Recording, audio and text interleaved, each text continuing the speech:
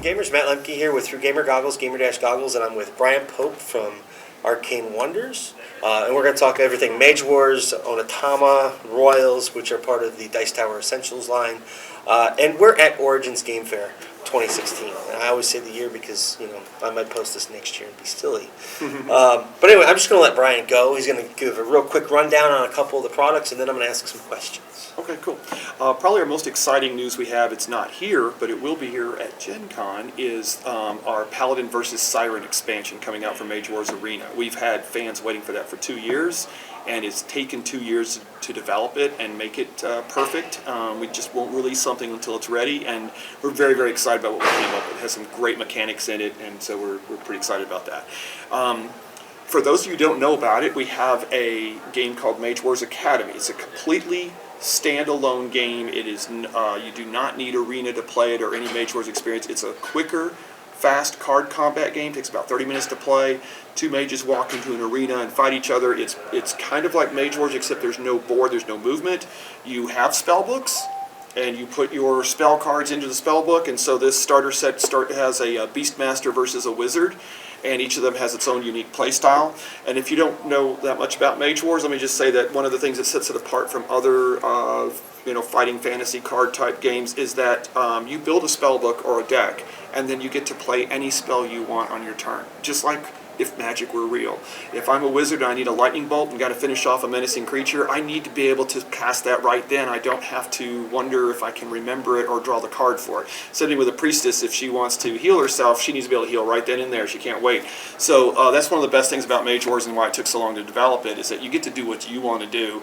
And then the other thing is that it's just rich, dripping with fantasy flavor. It is very much a great experience. When you're done with it, you feel like you did have a real combat with a mage in an arena, because everything intuitively plays and feels just like you would think it would. It makes the game easier to learn to play too.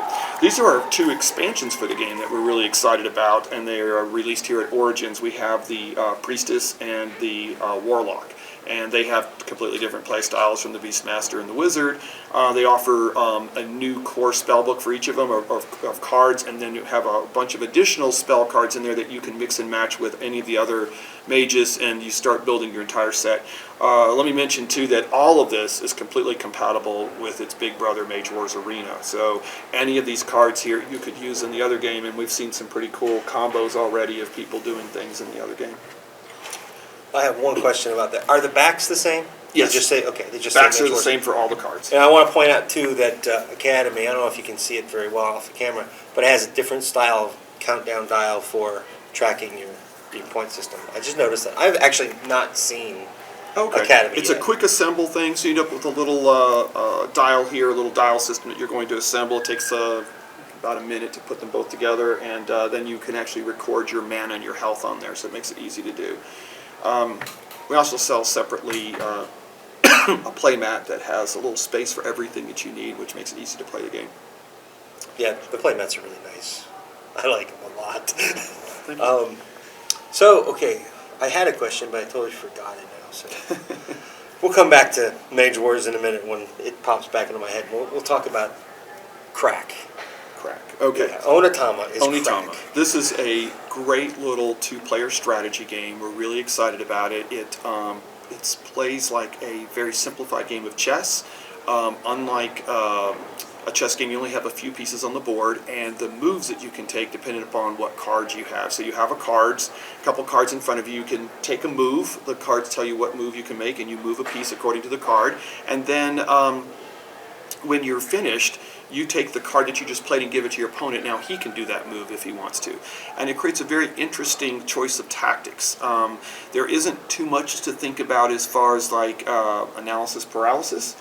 Games only take about 5 or 10 minutes to play, but what's really cool is that for as much tactics as there's there, every game it's very satisfying and deep experience, and each one plays completely different from the last one, because you don't know what card you're going to start with and how the game's going to develop. So it's really fun. As soon as you finish it, you want to play another one right away. So it's so true. Thank you. And you can't actually overthink it. I know. We've seen people take longer to play the game than that. Obviously, you can get like bogged down, like, oh, if I give him this card, then what will he do? But it's not too bad. I would say the long games are like 20 minutes. So. yeah, it's solid. It's solid. Okay, our other new game that we are releasing right here at Origins, so Onitama's been out for just over a month, I think, but this is brand new for Origins, is Royals. This is a light Euro game. We are particularly proud of this game, very excited about it. It is kind of like a, well, it's a little bit like Ticket to Ride in that you collect cards and then you spend them to buy things. And in this case, you are collecting cards from different countries and spending them to buy nobles that are placed on the board. And you're trying to get points by controlling countries and territories on the board. And it's very easy to play. Like you don't have to actually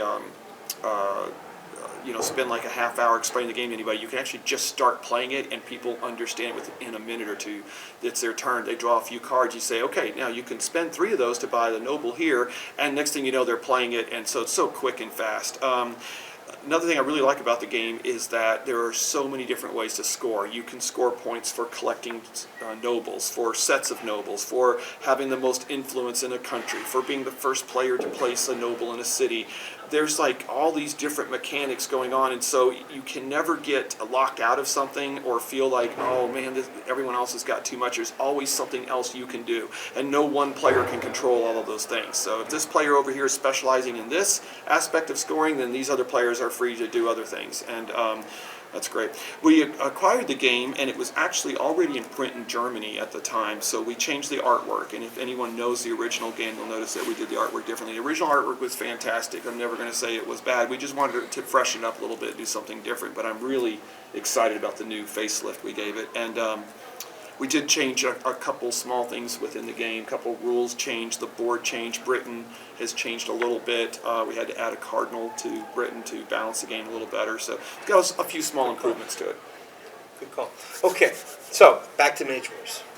Mage Wars was how you started, and since then it's kind of developed the tournament scene. Do you have any plans on taking the tournament scene to a new level in the near future, or? I know these things take time. Near future could be 3 years. Well, we have a tournament going on at Gen Con, and we're pretty excited about that. We are going to develop the tournament scene, but you're letting the tournament grow along with the game's sales. So Academy, we'll see probably a separate Academy tournament and a separate Arena tournament, because we've got a lot of new players playing Academy now, and we want and hope that eventually they'll buy Arena and move up and have some additional strategies and tactics, but if they don't, no problem, because it's a great game all by itself. So we are developing both of those aspects, and I think over time that they'll both grow. Yeah, I guess that's a good point then, because with the difference between Mage Wars Academy and Arena is the board. So when you take away that board element, it just becomes more like less of a strategy of controlling the board and maneuvering around it and just kind of going head to head, back and forth, right? Like a shootout. We've always said that Arena was like a combination of miniatures and collectible card game, and the miniatures aspect, because you actually have little characters on the board and they're moving around. We could have used plastic miniatures, and shame on us that we never did. But anyways, That's a big expense. That's a big expense. There's a lot of different characters in the game. But the Academy game just takes that out, so you're actually essentially playing in one zone. If you're familiar with Arena, there's like 12 zones on the board, so you're actually playing in one zone. You can't leave the zones. You're just kind of trapped in that zone together. But it's amazing in how many tactics and strategies and different ways of playing the game there are, all in one zone. There's lots of great things going on there. You can summon a variety of creatures and buff them up. Another person can go for zone control effects or trying to blast everything in the zone. There's all these great turnarounds and reversals of fortune that we built into the game with lots of surprises. And the tactics are very, very deep, and you have full control because you get to cast anything you want, do anything you want, anytime you want. Yeah, that actually always hurts me, believe it or not. David is really good at playing the dwarf. Gosh, what's his name? The warlord? Yeah, the warlord, because he just equips the living daylights out of it. He's actually over in our booth demoing right now. Yep, and he's enjoying every minute of it. What is your favorite Mage Wars mechanic? Well, as far as like a general rule or play mechanic, I like the flipping enchantments. I thought that was really clever. Instead of having a stack or a series of complicated rules about when things happen in a certain order, we just built into the game that if you want that when you want to have an effect play, you first cast the spell on something, and then at the appropriate time you flip it over and reveal it when it has an effect on the game. And it works very elegantly and simply. There's usually very little confusion as to how those things work, and they provide wonderful surprises. So, for example, you have an archer, you're going to attack my mage, you fire your bow, and that's when I reveal I have a reverse force field on my mage, and now that arrow's going to go back and attack you, and you know exactly when to flip it and turn it. So I like that system. So the Paladin, is he gonna have like combat healing? So he like runs in, deals damage, and for the amount of damage he deals, he heals? He does have some great healing mechanics. I don't think there's one based upon the number of damage he does, and shame on us, that's a good idea. I stole that from Dungeons and Dragons. But he does have he has a great valor mechanic, so we want him to be Very brave, cool. and he has to do brave deeds, and he gets valor tokens during the game, and he can collect them, and when he has enough of them, he can spend them to be enchanted with an aura. These auras are like permanent enchantments. They cannot be removed from him, nobody can destroy them, but they power him up in new and special ways. And then we actually created a clever scheme in which you take a choice of what path of auras you want. The markers for the auras are two-sided, so if you choose side A, you won't get side B for the rest of the game.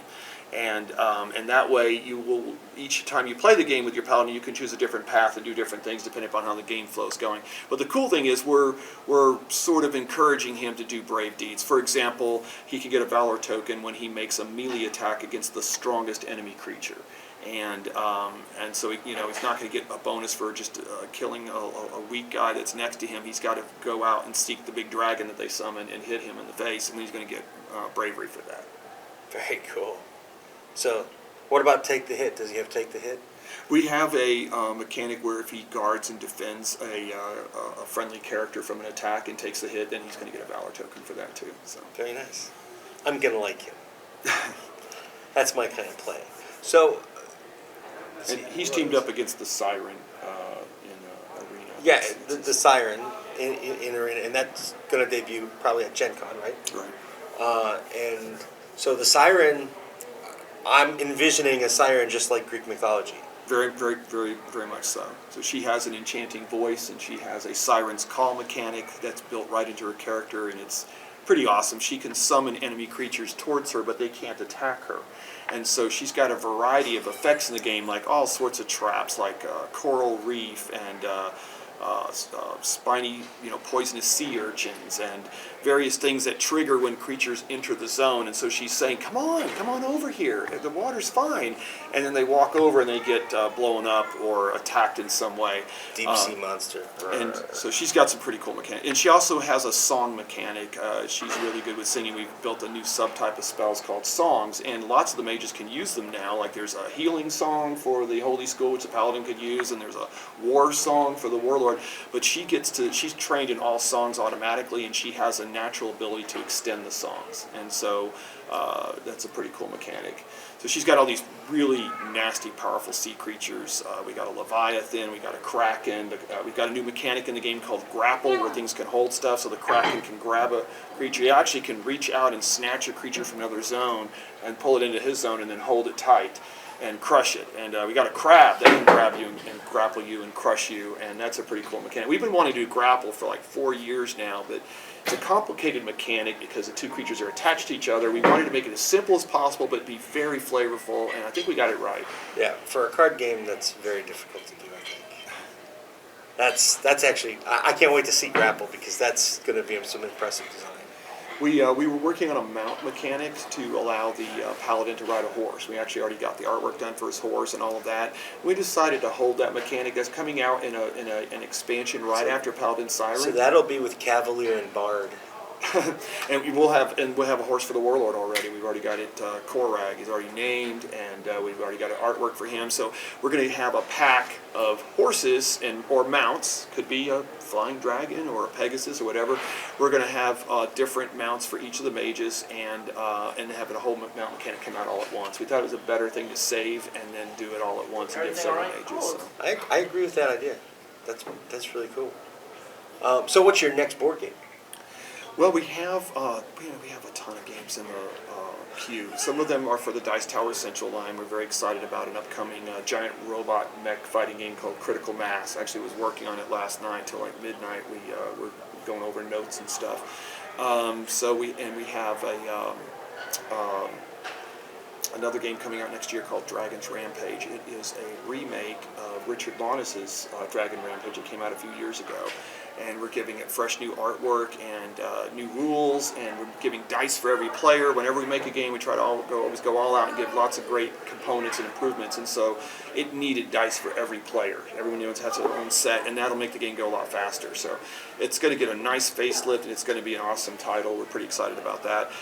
Then internally, we have several games we're in development. I can't talk about too many of them just yet, but one of them is called Spoils of War.